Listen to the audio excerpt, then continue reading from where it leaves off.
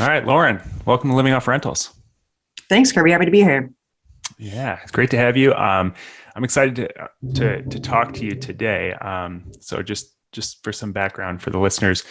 So Lauren's a real estate investor and sort of a finance connoisseur with a business finance degree from University of Florida, and then working on a certificate also in personal finance. And so big interest around the whole topic of personal finance, but real estate investing is a big focus. And I know you were recently featured on the BiggerPockets podcast, which was a great episode. I listened to it. So if you're listening to this and you want more, you can listen to Lauren's episode there as well. And I'll try to not go into the exact, same topics there. It'll be a little bit different take on it in this podcast. So, but before we get into that, I'd love to hear a little bit about your background and then what adulting is easy is and why it's important. Yeah, so you covered it a little bit where I went to school, University of Florida, did business finance. I've always kind of liked numbers. I didn't really think of personal finance as a career at the time. I think like so many people, we don't know exactly what we want to do in life when we're 22 years old.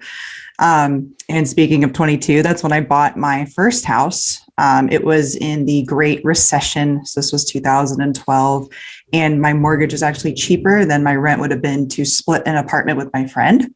The house wasn't probably as nice in terms of finishes as the apartment would have been, but ended up buying that. And so that was my first foray into real estate investing. I house hacked, which I didn't know what that was back then. I got a roommate, and the roommate was paying about $500 and I was paying like $750. So it was like a pretty good deal. So that's how I kind of got into it. Slowly over time, that house naturally appreciated quite a bit. It was in St. Petersburg, Florida, which has had a BiggerPockets article came out maybe a year ago that said there's been like a 68% rent increase in 5 years. And, obviously the appreciation's been like just insane. So It appreciated pretty quickly. So at one point I did a little calculation like, hey, how much am I worth? And I had a 6-figure net worth in my mid-20s, primarily because of that house. And that's what really got me interested into personal finance. Like, this kind of happened by accident. What could happen if I did something on purpose? So that's how Adulting is Easy really started. I started just researching things to manage my own wealth. And I started talking about it with friends and family, coworkers, and they started asking me questions. So I finally created realadultingiseasy.com as a repository of information. Nice. And one of those family members is my sister, who is 18. So she's 13 years younger than me. And she has an interest in this stuff. So that's how the podcast then came to be. So Adulting is Easy turned not just to a blog, to a podcast, and been kind of, I think the word you use, connoisseur, is an excellent word. That's what I've been up to for the last couple of years. Nice. And your sister at 18, she's actually interested in listening to these topics, huh? Absolutely. Yeah. And sometimes awesome. I quiz her too. So she's pretty good. That's she must be very mature for her age. She is. That's cool. St. Petersburg. So it's funny. I was, when I got out of the Army in 2011, I went down to St. Petersburg to visit a buddy of mine who was a pilot in the Army. He was getting ready to deploy to Afghanistan, and he was training down in St. Petersburg. And so went down and visited him, and obviously heart of the Great Recession, all the prices were at the lowest they possibly could. And one of the last things he did before he left on his deployment to Afghanistan was buy it was a townhome actually. And it was a foreclosure. And at the time, like, it's so hard to even imagine right now. I know. But like, they were just like panicking, like banks were giving this stuff away. So he got it. Yeah. I think it was like $175,000 is what he paid for it at the time. And I think it's worth $4 or something now. Easily. I'm sure. Yeah. And it's crazy. So what a great market to start in, especially around that time, because it's, especially coastal markets, it can be higher highs and lower lows sometimes. So, but that's cool. So financial independence, that's a topic that this community is obviously very interested in. So I'd love to hear, like, what does financial independence mean to you? Because it's different, I think, for everybody. And how are you going about achieving that, or what are your goals around that? Yeah, financial dependence is just when your money makes enough money that you don't have to go make money, basically. So when you can kind of quit your job and not decrease your lifestyle and have your bills paid by your investments. So for us, that, what I've been learning recently is, of course, personal finance is personal. Financial independence means something different to everyone. It also can mean something different to you at different times in your life. So in terms of financial independence, it's still evolving for me. Right now, what our plan is to have about half of our investments in the stock market and half in real estate. And as a general, if we're thinking about the 4% rule of thumb from, the Trinity study, we basically need to have 25 times our expenses invested. So that for us, we spend quite a bit of money. I've talked about this before on the podcast. We are by no means lean fire. We live quite a life. We happen to both have good jobs, and we spend less than half of what we make. And we still think we'll need in retirement about $100,000 a year. So that is $2.5 million if you want to just live off of 4% of your portfolio. And I'm using that as a rough estimate. So that would mean, 1.25 in the stock market, and then 1.25-ish in real estate, or 1.25 in the stock market and enough from real estate to generate $50,000 a year in revenue for us to live off of. I see. Okay. Yeah. And it sounds like such a huge number. Like, people are probably sitting there going, 2.5 million is way more than I have right now. But that compounding interest, how old are you now? 31. 31. Okay. So so I mean, there's a lot of years to compound. And if you just look back at the last 10 years, I mean, it's incredible when you're in really great rental properties, or stock market too. I don't really focus on the stock market, but I know, it's another vehicle that you can get that compounding interest in. But I've just felt like, it's more hands-on. I like the more hands-on aspect of owning a tangible asset that I can control. And it just adds up so quickly. It's very, very doable. I know on the BiggerPockets podcast, you went through a lot of the deals that you've done in detail. So people who are interested, definitely check out that interview as a precursor. But if you could just do like a quick overview of the real estate deals that you've done, and then I'd love to focus in on the best one that you've done and some of the lessons that you learned from that. Okay, sure. So that first house that I briefly mentioned that I bought in 2012, which is when I was 22, actually went under contract at 22, closed at 23. I bought that for $125,000. Like I said, had a roommate. He was paying me $500, and I had a roommate pretty much the whole time I owned that place. Fast forward a little bit to 2015, met my now husband, and kicked the roommate out or whatever, and moved my husband in. And I don't know what the neighbors thought, because my roommates have always been guys, but the house was located in St. Pete, very close to downtown St. Pete, where I worked. And I was born in St. Pete, so very comfortable with it. He was from Plant City, which is across the bridge over there near Orlando, kind of. And so he wasn't familiar with the area, but he was willing to move in. His drive to Tampa was rough. If you've been to St. Pete, which you have, a lot of people from St. Pete, they don't like that drive. So between that and, I love the house. It was a great house. But the closet space was not great. Like, I had the whole closet in the master, and he had to go get ready in another room where another closet was. Yeah. And, the master bathroom was, it was en suite, which is great. Great for a starter home. It was an incredible home, but it was really small. So we started looking at another house. And at that time I was thinking, okay, I want to have good net worth. I want to, retire on schedule in my 60s. I want to, put money in 401ks and IRAs and things like that. But I really thought, save 10, 20% and spend the rest. And, I had been promoted into a very similar role to the one I'm in now, which is, I sell training. So I was making pretty good money. And, I did the thing where I was like, okay, I bought a BMW and I bought a second house. And that was going to be, me and my husband's maybe not forever home, but certainly much nicer. Yeah. Built like 20, 30 years after the first one. High ceilings, bigger master bathroom, 2-car garage, more centrally located to both of our jobs. If you mapped our jobs, it was 19 minutes to each of them, which was kind of funny. Nice. So we moved into that and we rented the first one out. In order to do that and still put 20% down, I borrowed 10% from my dad, which was like I borrowed $28,000 from him. So I would use some of the rent from the other house to be paying him back over time. And obviously that was still appreciating.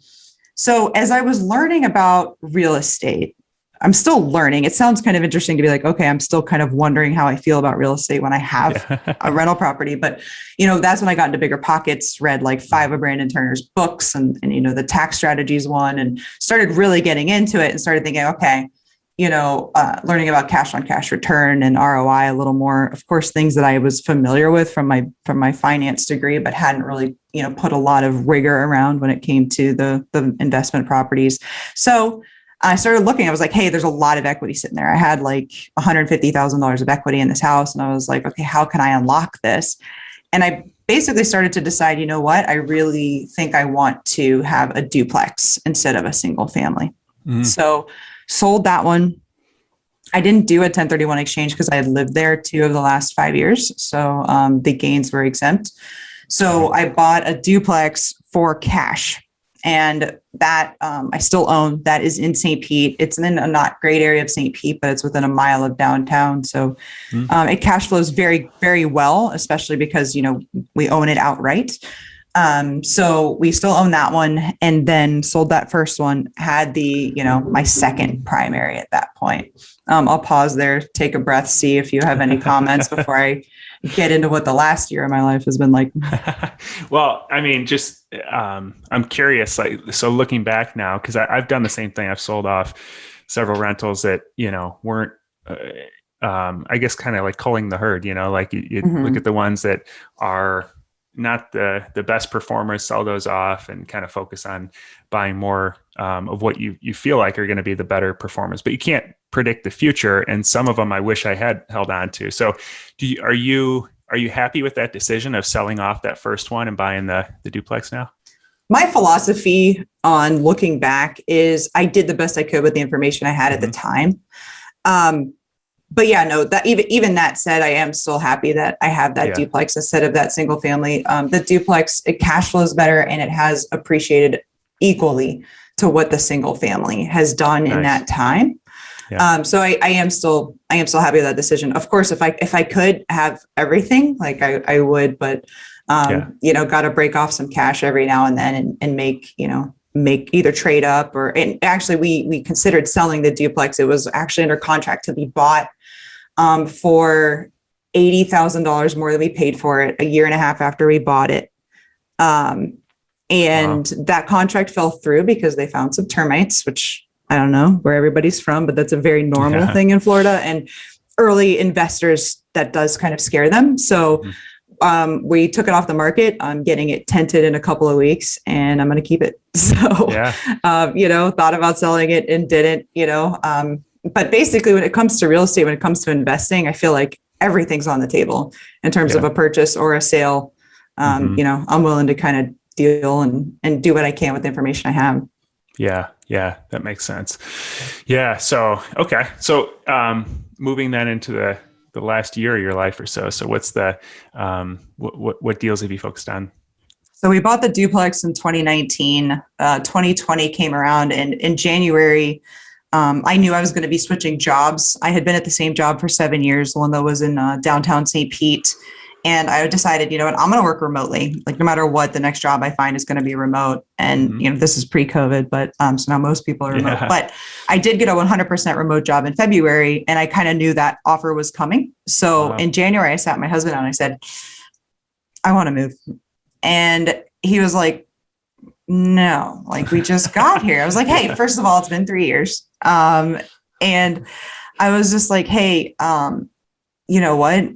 We were in a different spot then than we are now. It's kind of okay to change your mind is what I was telling him. And he's like, no, this house is great. I was like, I like the house. I do.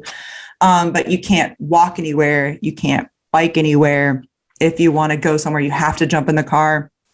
And he was already working fully remote. And so now I was going to be working remotely. And the way that the house was, we couldn't both have offices and have a guest space. We had been sharing an office, which just, that worked when I was home here or there. He was home here, but 5 days a week, that just doesn't work. Just too many calls and things like that. Yeah. So I'm like, I don't want to sit at the dining room table, but I still want to have a guest space. Like his dad's from Pennsylvania and my sister comes over and spends the night sometimes. So that was kind of my reasoning. I was like, and if we're going to buy a bigger house with maybe like a 4th bedroom or a guest area, maybe we move somewhere where we can walk to restaurants and bars. And there's a 45-mile bike trail here in Pinellas County. I'm like, what if we were very near that trail? We could get on our bikes and go to the bike trail. Also, because I have an injury from a car accident I was in Tampa in 2016. So I can't really load my bike up on the back of his car without him. So it was especially limiting for me where I couldn't do those kinds of things without him. So within about 15 minutes, my husband came completely around. Was like, yeah, let's do it. So I was like, okay, if we're going to move, let's get the guest space. Let's get somewhere where there's walkability, bikeability. And hey, why don't look, we're real estate investors now. Like we're doing this thing. Like we have a duplex, like let's buy something where we can house hack. And, in my mind at the time, that was a home with maybe an above garage apartment, something like that to do a long-term rental with. So we just started looking basically along the Pinellas Trail in Pinellas County, which really meant basically Dunedin or Tarpon Springs were the options. Dunedin in this area has had a ridiculous price appreciation. Yeah. And it's really, there's a lot of young professionals there, which, theoretically would, that would work with us, but it's a little too much for me. It's a little too much, like say downtown St. Pete, very busy. And I had kind of grown tired of that. St. Pete's not what it was when I was a child, not what it was when I even turned 21. And it's not my vibe anymore. So, and Dunedin's starting to get a little that way. So we kind of ended up really liking this small town called Tarpon Springs, which is really like the northernmost town in Pinellas County. It has a lot of Greek influence. It's the sponge capital of the world. In like the early 1900s, they actually, there weren't manufactured sponges. People went down and dove and got sponges from, in this case, the Gulf. And so there's like this whole touristy area. So there's a tourist draw. There's beaches. There's, tons of like cool bars. There's 5 breweries. It's a really cool little town. And we want to visit. It's super cool. You can stay in my Airbnbs, which we're getting to. So we ended up, what we did was it was Valentine's weekend, 2020. Again, we had this conversation in January. So last February, we stayed in the Tarpon Inn here, which I recommend an Airbnb if you can get it, but there weren't any by the time that we tried to stay. So we stayed over the weekend, like, let's do this right. Let's make sure we like it here. And we scheduled 2 house showings. They both were old homes. One was 1910, one was 1901 with two additional units. The first one we went to look at, which was on Saturday, was listed in the high 5s. It ended up selling for $540, which is actually what we went under contract for it on. And it had an above garage apartment, huge garage, and like kind of like a pool home studio. But once we got under contract and did the inspection, we realized it needed about $175,000 worth of work. And the kitchen was redone, but we'd have to do it again. Kind of like it wasn't done very well. It had been an Airbnb for a long time. I don't think things had been fixed properly. There was multiple different kinds of electrical in the house, multiple different kinds of plumbing. It was in a flood zone, so the insurance was pretty high. And we kind of sat down and had to really think, all right, $540,000. That means that basically the units are just paying for themselves. Mm-hmm. They're not paying any of what you would think the mortgage would be if you allocated it to our home.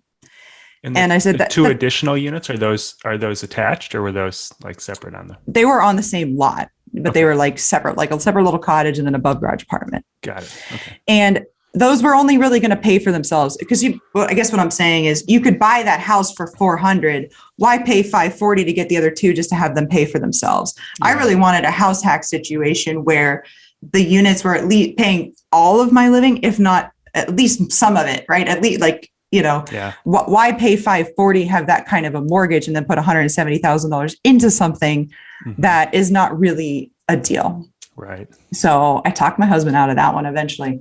The one that we went and looked at on Sunday, we ended up buying, which was my pick at the time. I did let him have first go, though. We did his first. And both of these places, by the way, just as an FYI, had been on the market for over 6 months, both of them, which is insane, especially in 2021. But in 2020, that stuff was sitting there. Yeah. And the one that we looked at on Sunday was listed on the income section of the MLS with no address. So it was like kind of like on the down low, wasn't listed on Zillow or anything else online. So I think that might have been the reason it had sat for so long. It was a commercial functioning bed and breakfast. And the house, which is where I'm sitting now, is a 3.5. And there are 2 units. One is a studio, one's kind of an efficiency in the back, little separate cottages. One is a 2-car garage conversion, and one is like a she shed. So, and those are those like legal by the city? They are. Yeah. I mean, if you look on the Pinellas County Property Appraiser, it says there's 3 living units. Wow. It's this is zoned single family. They were both of these places were zoned single family, multiple units per parcel. Got it. Okay. So, nice. So we moved forward on that one, and it was listed in the mid threes, I want to say. We ended up buying it for $285, and we renegotiated that contract like 3-4 times. We were in a contract for like 4 months. It was insane. Because that was right over COVID, right? Yes. Like we went under contract like the day everything shut down, and then we went back under contract, and then we found structural issues. And so the roof was like actively leaking, and it was uninsurable, and like I said, it had been on the market a long time. So I was down in Florida during that time, and I was seeing the beaches get shut down and stuff, and people thought the world was ending. It was horrible. We were in Pensacola visiting my brother at the time, and one day we decided to do a museum, and the next day we were going to go to the beach. But like the next day was the day they shut down the beach. We're like, we should have gone to the beach yesterday. But don't worry, Florida's been open for quite a while since. But so we ended up buying this place for $285 with $5,000 at closing cost assistance. Nice. We got 2 appraisals. The first one came in at $245. We fought it with the seller. Second one came in at $300. So we ended up being able to close. That was the whole thing. I wrote an article on it on realadultingiseasy.com. It was like that's a rodeo. Crazy. Yeah. That's a huge difference. Yeah. And I don't know. I'm a determined person. I was like, this is happening. So I ended up buying it, working with a contractor, getting quotes. I had a budget in place. We did renovations for 6 months. We lived in one of the units in the back and used the other one as storage of our stuff. So we did a renovation, literally 6 months, and that included like an entire demo of the yard, which doesn't sound insane, but it was like primarily, brown painted concrete. We removed a dilapidated mobile home that was on the property. So full gut of the yard. We got rid of the fence, put in a new white vinyl picket fence, beautiful landscaping, pavers. We redid, got the floors refinished, which are 120 years old. So got those, sanded and refinished. I had everything painted inside and out, new roof, $25,000, total new structure, brand new kitchen. So all in all, the budget for that was $160,000. So, and we came in at 161. So It was very close. What was in my budget that we haven't done yet are the ACs. So that was about $20,000 that I budgeted, but we had made informed decisions to do more along the way. We actually didn't encounter a lot of surprises except for the shower pan in the master bathroom was installed incorrectly. So instead of putting $2,000 into the master bathroom, we ended up putting in $4,500 was our only real surprise. I'll take another breath and see if you have any questions before we get into what we're doing now with everything. Yeah. So I love that, by the way. That's one of the things that I recommend as the first step for people is house hacking. Like if you want to get as close as possible to financial independence with one step, it's house hacking. Just to eliminate that expense. You did a much better job of staying within your budget than we did. We recently did a very similar thing with a farm here in Northwest Indiana. We found an old farm that needed a lot of updating. It's got a bunch of buildings on it. And we rehabbed it, but didn't stick as close to the budget as we should have. My wife is a very talented designer, but not as talented with staying within the numbers. But it turned out great, and it's we have a very similar idea. So I think it's a smart way to go. I'm curious to hear how how it's performing now. Yeah. So we decided, we are zoned for lodging as part of the bed and breakfast. Okay. So we are Airbnb-ing the 2 cottages. And we also, this is another one of my brilliant ideas. I was like, hey, let's buy a camper and have it pay for itself. So we have hookups from because like I said, there was literally like a leaking mobile home sitting here. So we have, we already had the power and the sewer for that. So nice. I was like, let's roll a camper in there. And that's not really to make money. That's kind of to pay for the camper itself. Yeah. And I was like, as long as we're having the Airbnb account, having cleaners coming to the place, like, let's go all in. So we rent the 2 cottages.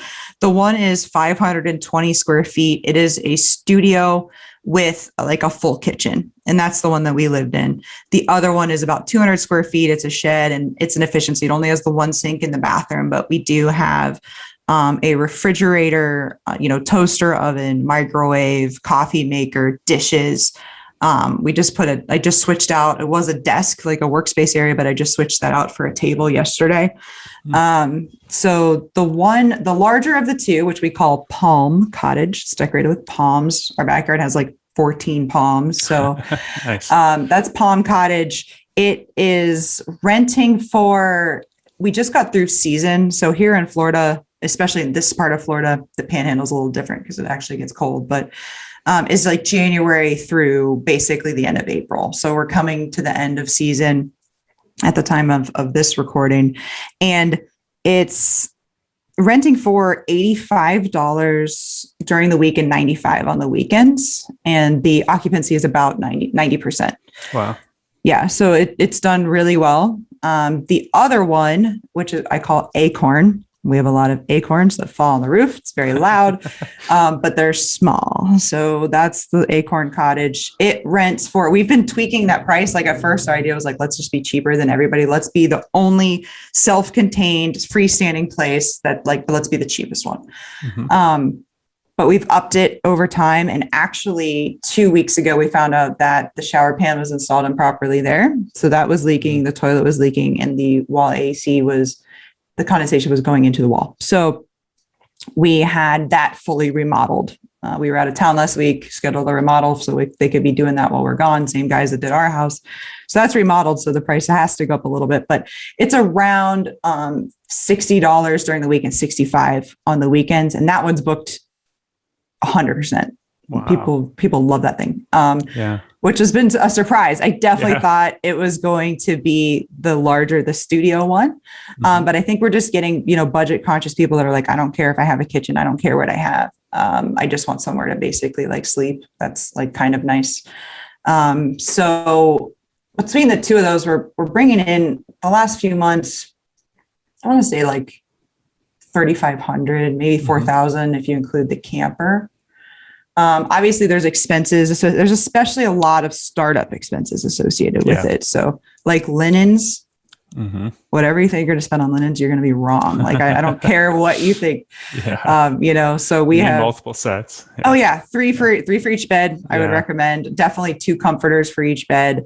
And then like towels, like I have 50 towels. Yeah. It's an insane amount of towels. Yeah. And you will replace probably 1 item per guest. So I kind of factor that into the cleaning fee. My cleaning fee is a little bit higher than what I pay the cleaners.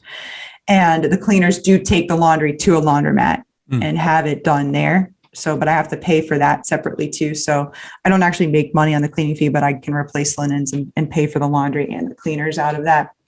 So there's a startup cost for that. We had a lot of furniture. What I didn't say was we bought this place as basically furnished. So we sold a lot of furniture, bought a lot of furniture, but moved a lot of it around.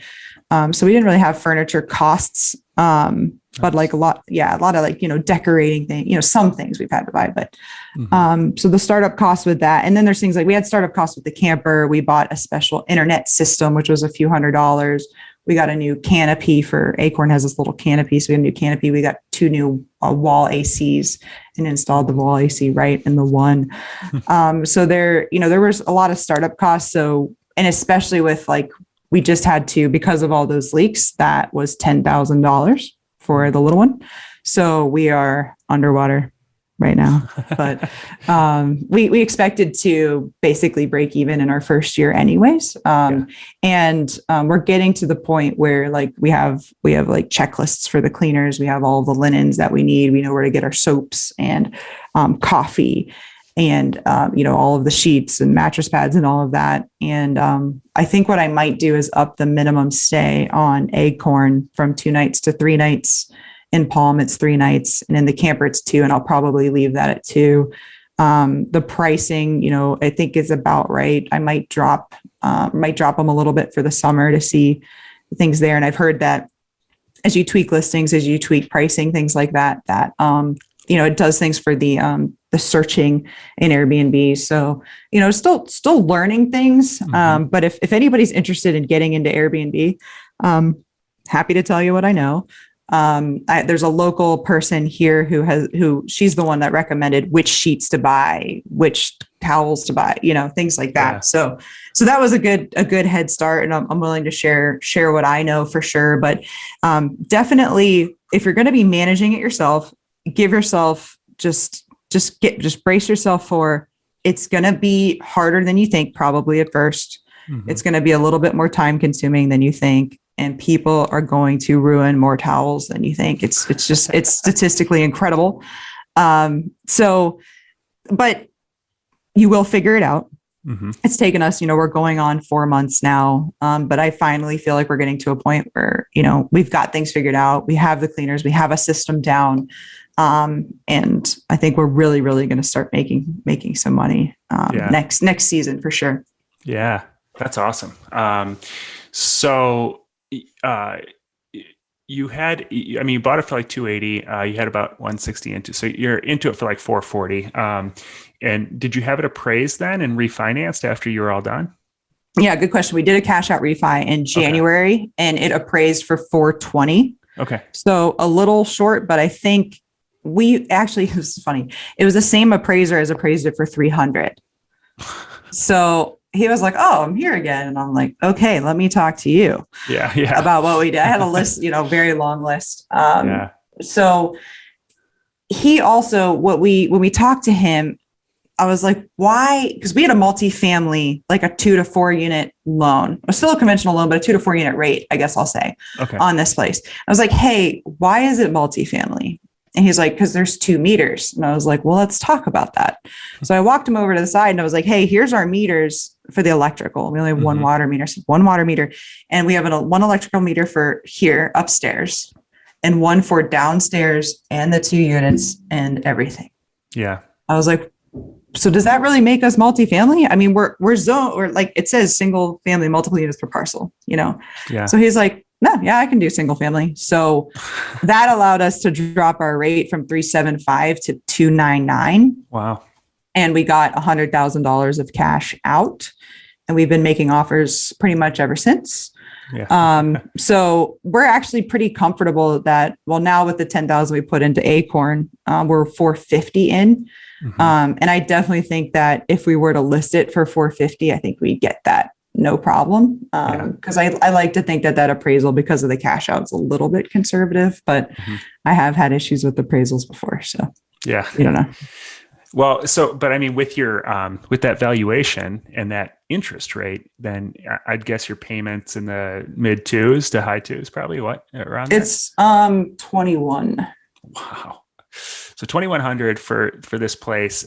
You have 20,000 into it, basically above what it's worth, based on that appraisal. Who knows today? It could appraise for quite a bit higher. But it's and you said you're making 35 to 4,000 on it. So you eliminated your biggest cost in your budget, your housing, plus on top of that, you're making some money. Obviously, you have expenses and you have the sweat equity of managing it. But yeah. I mean, from a financial standpoint, it's an incredible investment. That's awesome. And it gave you, you could pull that cash out and, like you said, just keep making offers on others. So very well done. What was the biggest lesson or takeaway or thing you wish you would have done different on this deal? I might not have spent so much on the structure. I don't think that adds any value to the place. Mm-hmm. And that was $25,000. That was quite a bit. We did get multiple quotes, and that was about right. What do you mean by structure? Like reinforcing the Yeah. So this house is built in 1901. And back then, the wood is absolutely incredible. Like these were super old trees back then, not young trees like we have now. Yeah. So, everything's really incredible about it. But what they didn't know at the time was how far apart the beams should be. So we only have one beam running down the middle of the house. And so the house actually had a 3-inch sag, which is actually, it sounds scary, but it's not. It's very, very normal for old houses. So what they did was they put in 2 new beams kind of on either side of that. So, to make the stretches much smaller, they jacked the house up, which was super weird to be in there. They're like, bump it. And you're like, me. Okay. So that was a lot. My husband especially is like, I don't know if I would have done that. But from my perspective, it's a 25-year guarantee that the house will not sink. First of all, they raised it up. We got about 1.5 inches up. So it only has about 1.5 inches slope. We could always do the floors in such a way to bring that slope level. Mm-hmm. And I was like, I'm not putting in a $30,000 kitchen with granite countertops and then having it sink. Like I'm not doing that. So we know that that's not going to happen. And we figured if as a buyer, I would like to know that was done. So, let me think if there's anything else that I would do differently. I would definitely say, like, in terms of just general advice, get a contractor, get multiple quotes. Don't be afraid to let one go. We let our first one go that did our roof. And then we hired a different one who was really good. If I could change the communication pattern with him, I would have scheduled weekly meetings, talk about, budget and timeline. Our timeline did slip a month that I just don't think that it needed to slip that far. I did try to get ahead of it, but had we been having weekly meetings, I think that it would have been easier. And then from the Airbnb perspective, I don't think that I would do much different. There haven't been any like big catastrophes. Like one time I forgot to tell the cleaners about a cleaning, but they still made it over and did it. So let's see what else. Oh, I had a turnover on Easter, and the cleaners are technically closed on Easter. So they had to come in on Easter and do that because we were out of town, or I would have done it myself. So there's been a couple of little things. Sure. I ended up having to do the laundry for a couple of weeks at one point, but in terms of everything, it went a lot smoother than I thought it was going to. And I think it's probably worth about what we've got into it. Yeah. And also when running numbers, I would say, your electricity and your water is going to be much higher than you possibly think. You're like, how much can people use in a camper and a studio and an efficiency? And I promise you, it's more than you would use if you were back there. Yeah. So that's something when you're talking about costs, I would say definitely assume about 25% of what you're bringing in is your cost. Be conservative on your vacancy. We ran our numbers at a 50% vacancy. With season and everything, we'll see. I think we'll probably be about right on that. So I think overall, we're going to be bringing in $2,500 probably once we net everything. And that's enough to basically, to pay our mortgage. And that was the goal. That's part of how this worked. Our payment, kind of ironically, was $2,100 at our other house, which comes out to over $25,000 a year. And that's after tax money, right? So you're making, in the 30s to pay that for 30 years. And I just looked at my husband. I was like, we got to do something about this. And you have a couple of options. Like, one, you could pay it off, but you'd still have your insurance and your taxes, or you can house hack. And I was like, let's knock that out right now. Yeah. Live for free for the next 30 years and then be handed a fully paid for house that is worth who knows what by that time. But I know. I mean, the way Florida's going, it's incredible. And we really feel like there's a lot of value in having the lodging zoning that we have, in case, this area ever does kind of crack down on Airbnbs. Yeah, that's a good point. And there's always those necessary evil things that you've got to do in a rehab that, you're not going to see any return out of from a cash flow standpoint, but from a value standpoint, like you said, if you go to sell it, they're going to want that. So I always tell people ask me, how do you decide, should I replace the windows or should I do the structural or should I do anything? And I always say, just look at the sold comps. Like if, the majority of houses have a sag in the floor and buyers are still buying and they're cool with that, don't do it, but if most houses are pretty level and most people want that peace of mind for structural integrity, then you have to do it. You don't want to be the oddball that doesn't have that, because like you said, that $30,000 kitchen isn't going to sell them then.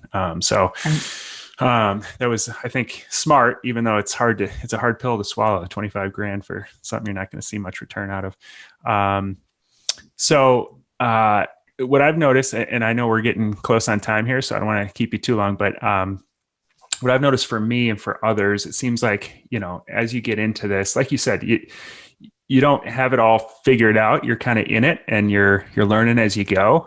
So your perspective shifts over time. And what I think back to, like, the way I envision real estate investing when I first started, back in 2006 to now is like drastically different. And now I take into account my lifestyle so much more too, like that it needs to align. But back then when I was single and no kids, like I didn't really care. Like I'll work 24/7 as long as it's a good deal. But now it's like, I want my deals close by. I want them to be easy to manage. Like there's that component too. So I'm curious how your perspective has shifted since you first started. And then based on those shifts, like what are you focused on now going forward? What do you think is going to be the types of deals you're targeting?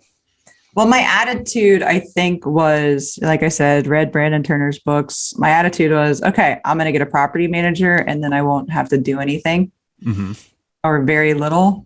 And I do more than I thought I would do. Some of that is COVID related. I talked a little bit about our situation on the BiggerPockets podcast. We basically had what amounted to a squatter destroying our place, one half of our duplex, not really destroying, but there was no water. Yeah. She was still using the toilet. Situation.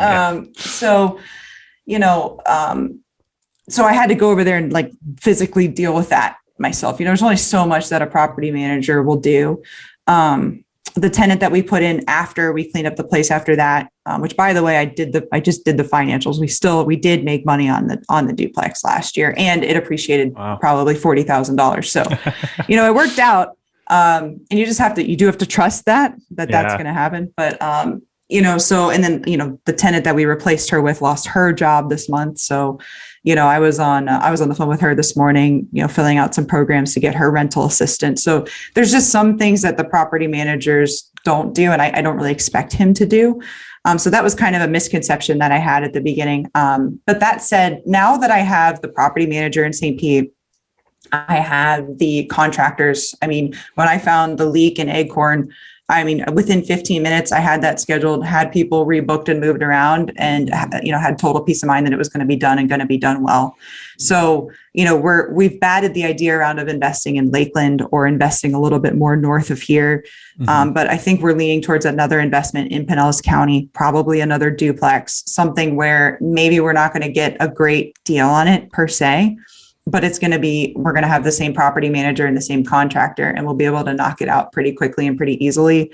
We are approved to get some financing. So we have $100,000, so just like you said, there's a lifestyle portion to it, but there's also, there's a difference between having time for your first one and then getting, what will amount to our fifth and sixth doors. There's some time that's being taken up by those first four, right? Yeah. So especially when it comes to Airbnb, I probably spend, it's still even to this point, 15, 20 minutes probably every day doing something back there. Today it'll be a little more because we're re-renting Acorn after the remodel tomorrow. So just got to go back there, clean some things up, put some sheets on the bed, stuff like that.